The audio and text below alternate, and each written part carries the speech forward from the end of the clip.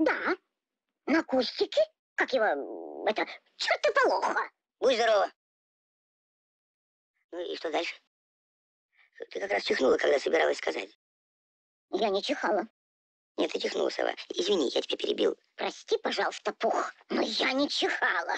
Нельзя же, понимаешь, чихнуть и даже не знать, что ты чихнула. Ну и нельзя знать, что кто-то чихнул, если никто не чихнул. Я тебе говорю... Извини, ты еще не досказала про шнурок. Да, ну, шнурок, ну, сначала я подумала, а вдруг там кто-нибудь живет? И я позвонила, и мне никто не ответил. Вообще. Ну вот, опять чихнула. Будь здорова.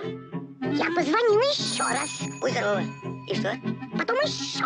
Будь здорова. А потом я позвонила очень громко.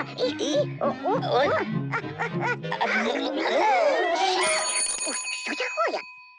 Он оторвался. Оторвался. Понятно. А так как он, по-моему, был никому не нужен, я взяла его домой. Сова, Что такое? а ведь он кому-то был очень нужен. Нужен? Интересно, кому-то он был нужен? Моему другу он очень любил его. Был к нему привязан.